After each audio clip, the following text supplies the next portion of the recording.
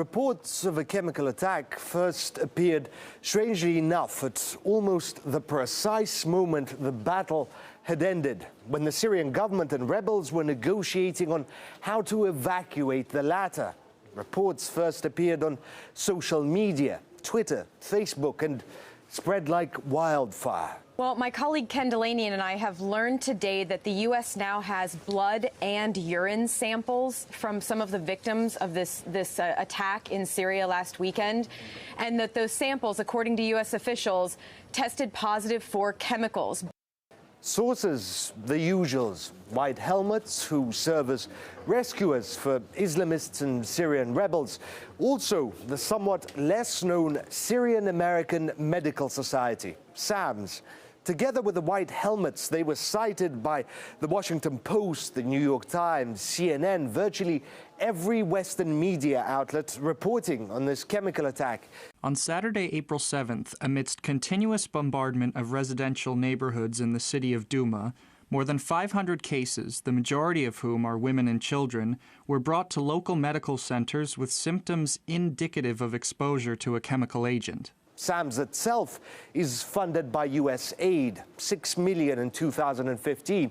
U.S. aid is widely believed to be an arm of the State Department and is banned in multiple countries, accused of interfering in domestic policies and promoting regime change. It even has an Office of Transition Initiatives. The management at SAMS are also, believe it or not, former USAID staffers.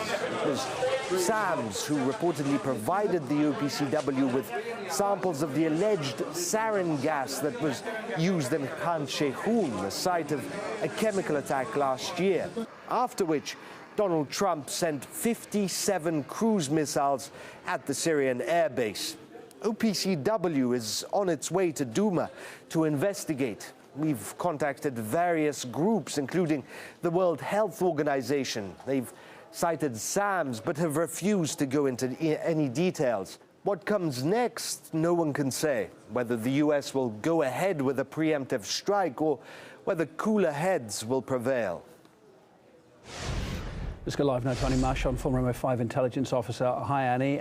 You're taking these details like we are. To what extent could the witness testimony here that's been put forward by Russia's defense ministry change how this perceived chemical attack, these allegations of it, are being viewed? Will it make any difference or not? Well, there has been a rush in the West to stampede towards trying to escalate the violence in Syria. But one would hope that once the OPCW gets its boots on the ground and starts investigating properly, taking witness statements, taking samples, they may come to a more measured conclusion.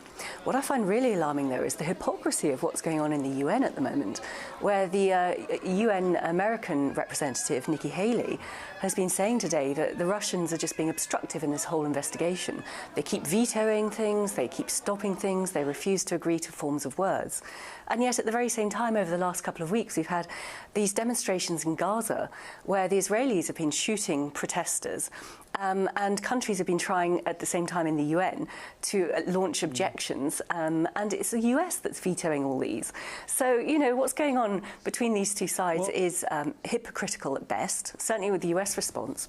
While we're on the subject, Nikki Haley, today, just a few hours ago, she says the US, the UK and France have all arrived at the same conclusion concerning the alleged attack. In fact, let's listen to her. I'll come straight back. Did a chemical weapons attack happen? Yes. The US has analyzed, yes, it has happened. The UK has analyzed, yes, it has happened. France has analyzed, yes, it has happened. 3 separate analyses, all coming back with the same thing. There is proof that this happened. What's she referring to there when she says analysed, considering no British and no American experts actually on the ground there? So what evidence are they analysing?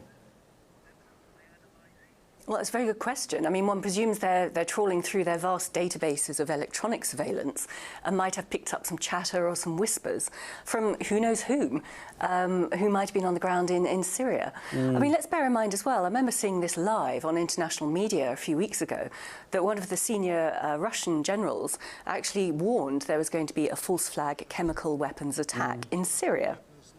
Now, you know, where is that coming from as well? Presumably the Russians were picking up chatter, but, you know, in the other direction.